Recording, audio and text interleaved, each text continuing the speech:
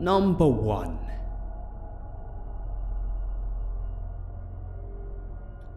This happened to my friend Amy when we were children. Just for a bit of background, we were only around 5 years old at the time, living in central Victoria, Australia, in a small country town. Amy grew up in a quiet part of town. There was never crime in this town when we were young. It was safe. She would often tell her family that the feet visited her during the night. Her parents would just laugh, thinking that it was her overreactive imagination. This went on for months, Amy talking about visits from the feet during the night. Her parents put it down to her having an imaginary friend. Amy would say that the feet would come into her room and just stand there, sometimes for up to 10 minutes. Amy would try to talk to the feet, but she never got a reply from them. She would often see them walk past her bedroom door throughout the night. It wasn't until push came to shove that her parents believed her. One night, the whole family awoke to a loud bang in the house. Her dad got up and went out to investigate. There was a strange man sitting on their couch, eating away happily like nothing was out of the ordinary. The police were called and he was escorted out. And it turns out that this man had been coming into their house for months. As soon as their lights went out, he'd let himself in, keeping in mind that this was a small town and no one ever locked their doors. The feet that Amy would talk about were his. She only ever saw his feet because she slept on the bottom bunk of a bunk bed.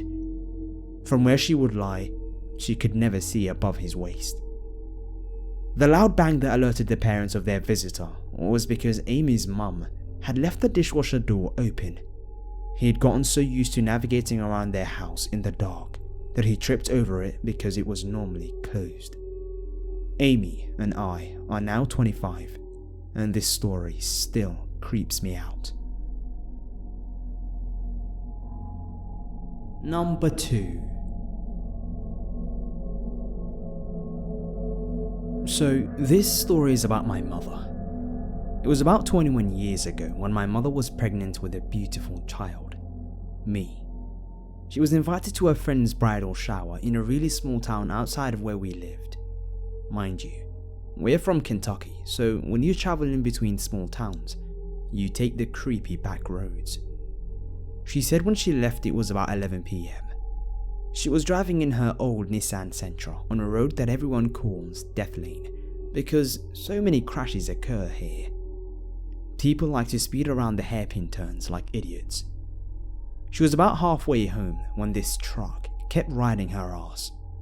She slowed down and pulled in the shoulder to let him pass on the one-lane road. He slowed also as he stared at her and drove by.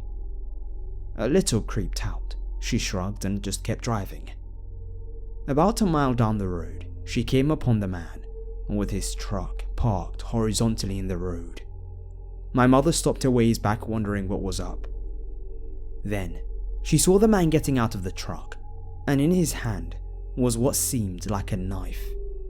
My mum had nowhere to go with only ditches on the sides and no way to turn around. She decided to take the ditch and of course got stuck. She was desperately fumbling to get out when, miraculously, another truck arrives, forcing her assailant to move his and leave. The other truck had a husband and a wife inside, and they ran to my mother's aid. They not only got her out of the ditch, but they saved her life, unbeknownst to them. When she arrived home, she went straight to bed, shaken badly by the night's events.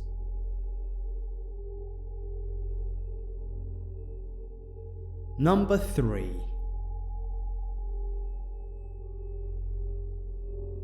This is an incident that happened to my mother when she was a kid. My mum was about 8 when this happened, so it was the mid-70s. This happened in a small rural town in Canada, so stranger danger wasn't a big thing there. My mum was leaving school, and an older, dirty-looking man pulled up in a beat-up old sedan and told her that he knew her parents and that they had asked him to pick her up. Side note about my step-grandfather. He was an alcoholic, abusive asshole who hung around a bunch of equally slimy losers. and my mum tried to avoid him and his friends as much as possible, so it didn't seem odd to her that she didn't recognize a friend of her parents. She got in his car and was completely oblivious to the fact that something was wrong as he started driving, because he was headed towards her house. In retrospect though, she said it made sense that he took that route, because her house was right near the edge of town on a fairly secluded road, so he was taking a route out of town that avoided the more populated areas. The man, unaware that he was heading to my mum's house, approached my mum's home, and my grandma happened to be standing out in the front yard gardening.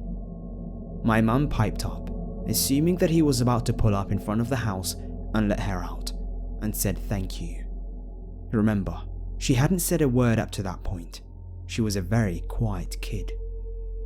The driver, confused, looked over at her and followed her gaze to the woman standing on the lawn in front of them. Since it was a pretty remote road that didn't get much traffic, my grandma glanced up at the approaching car.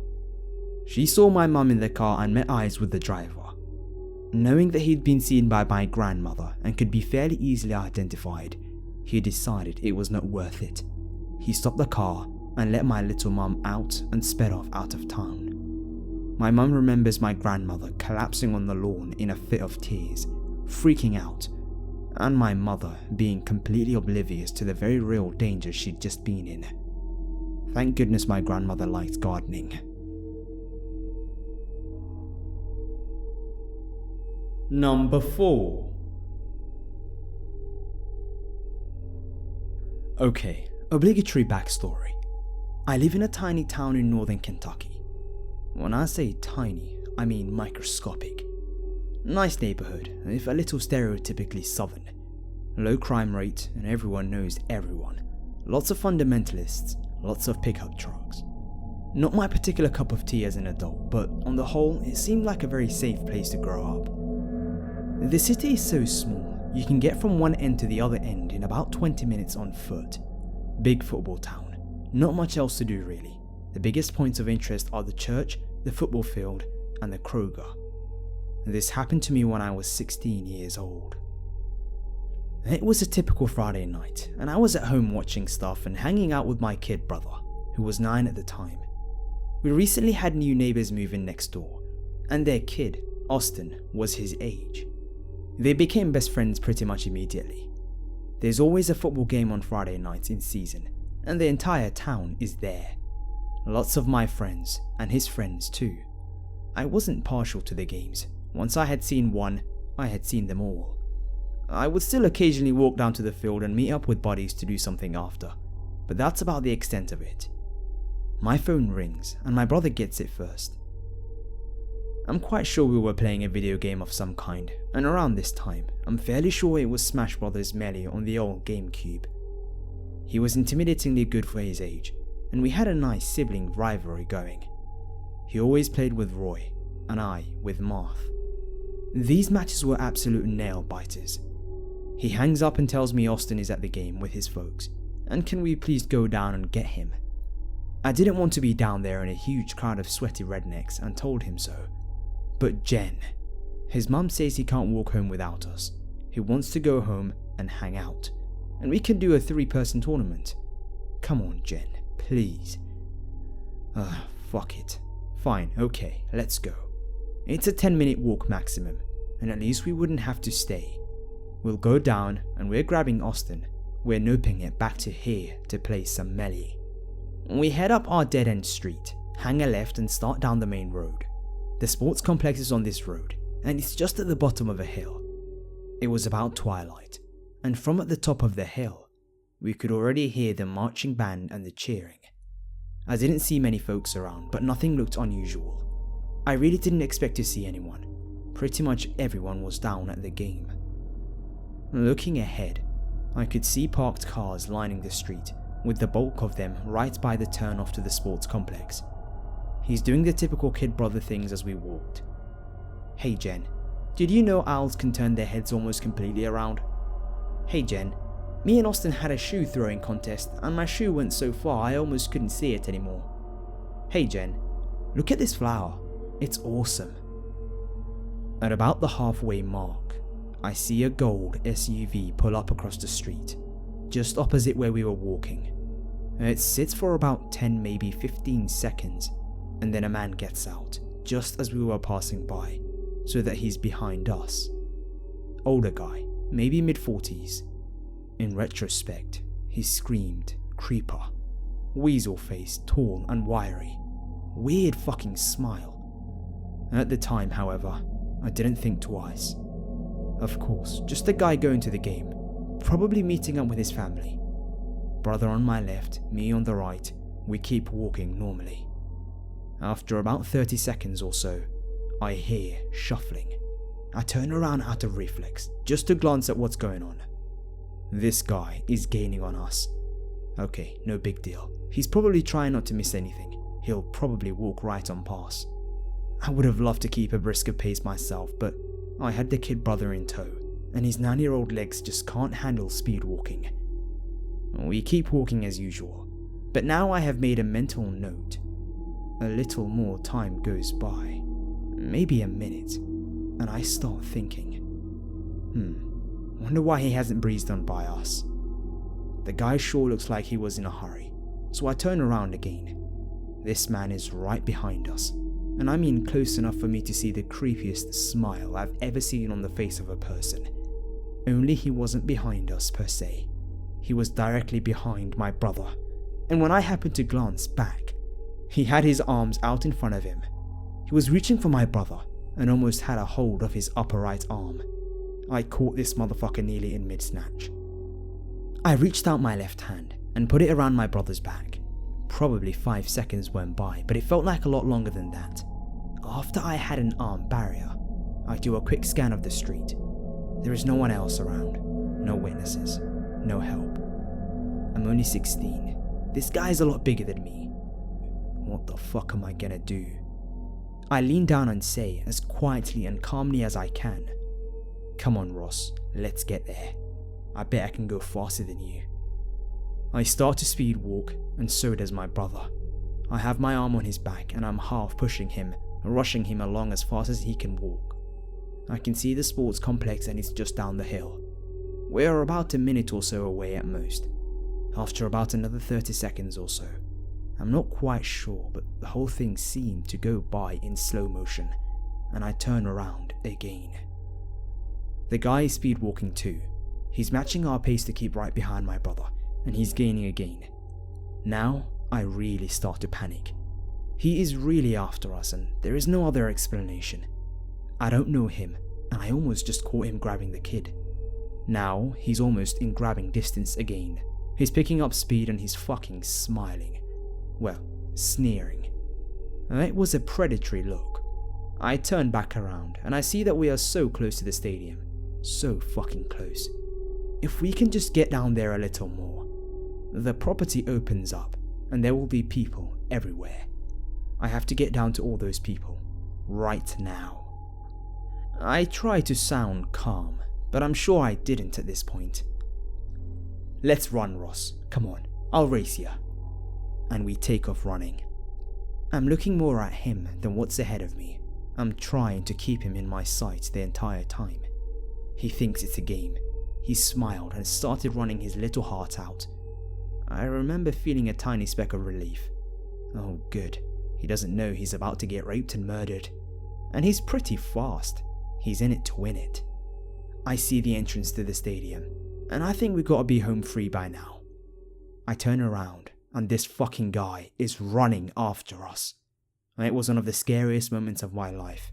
I knew at that point, beyond a shadow of a doubt, that this guy is only running to catch us. Well, not us per se, but my brother. He's started to gain, but he's not close enough yet. I whipped back around and sped up to my personal max speed. And of course, my little brother pumps his own legs to the max, because he wants to win a race against his sister so he can brag about it. Once again, I'm looking directly at him more than the street in front of me, so I can be sure he's still there with me. I hear his thuds on the pavement, and I know he's getting close. My heart was sending electrical currents of fear to the rest of my body, and just as I heard him coming up right behind us, we hit the stadium grounds. It was a sharp left turn, and bam. People. There were people everywhere. It was halftime, and the adults were out in the entrance area smoking and talking. The view of the entranceway and all the people was obscured by a stone archway on the street marking the stadium grounds. I had never been so happy to see a bunch of sweaty rednecks in all of my life.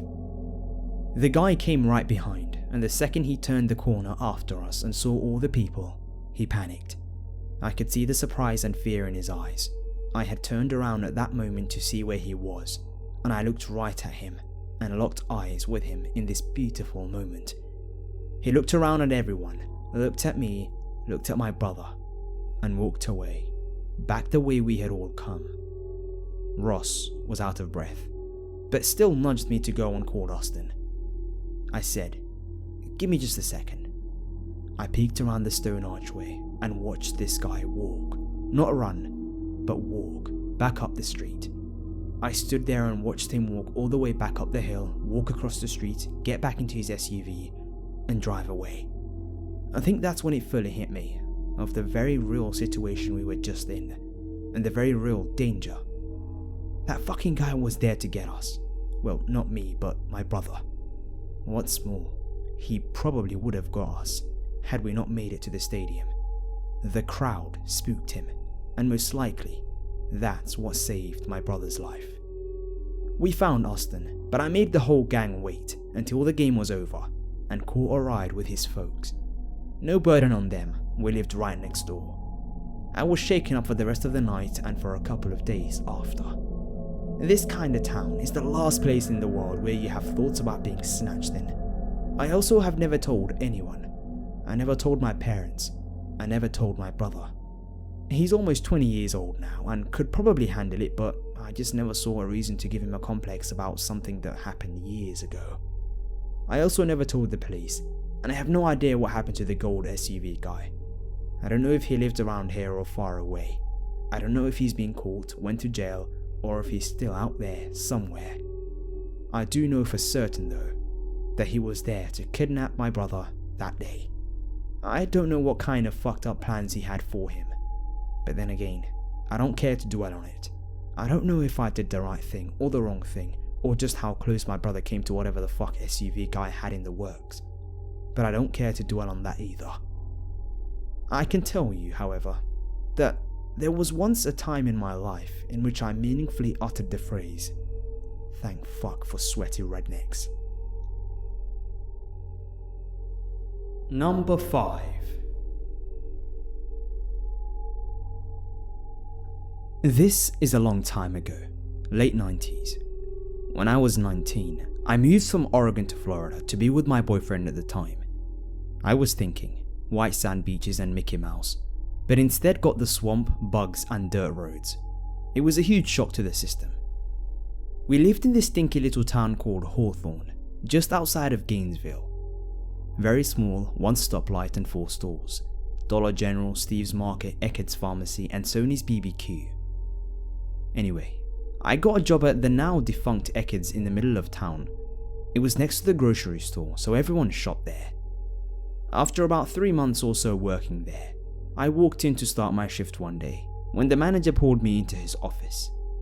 Laid out on his desk was about 30 to 40 open letters, all addressed by hand, to me.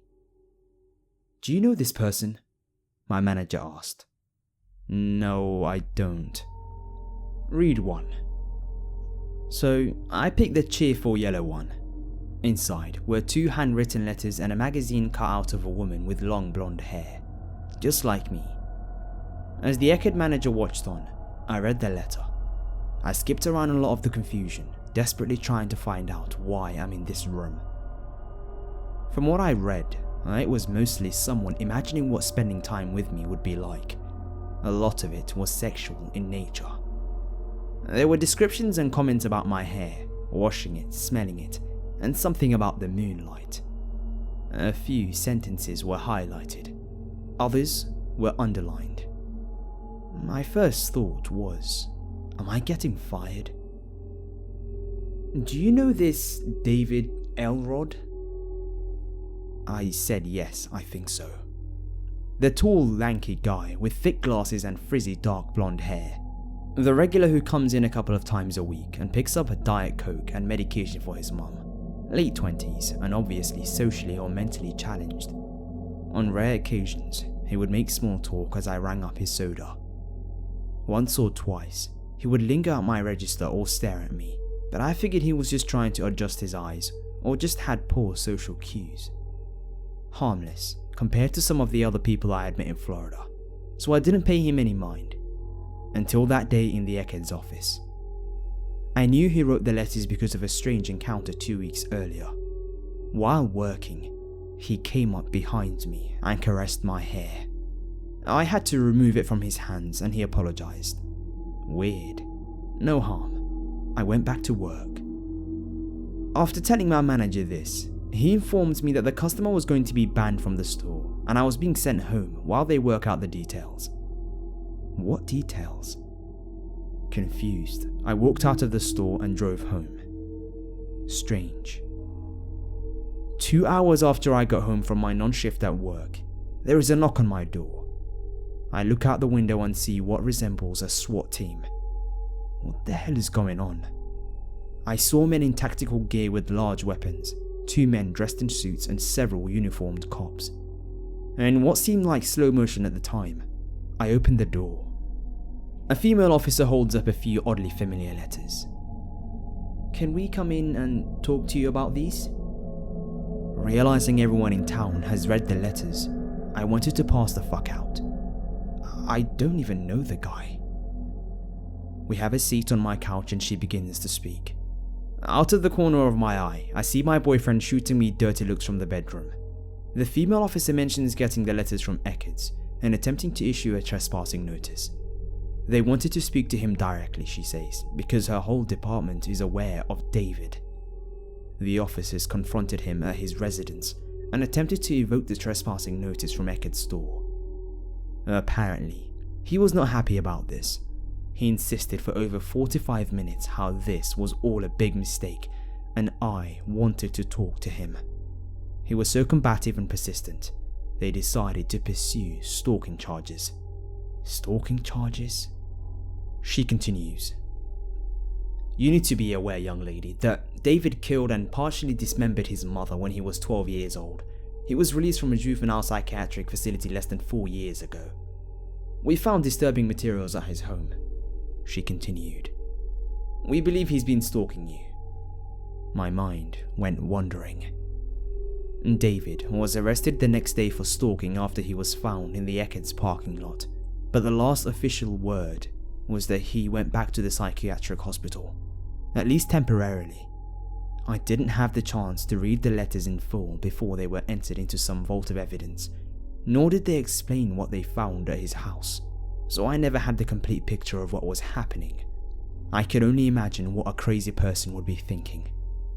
My boyfriend at the time was a huge dick about the whole thing, so I moved back to Oregon a week later.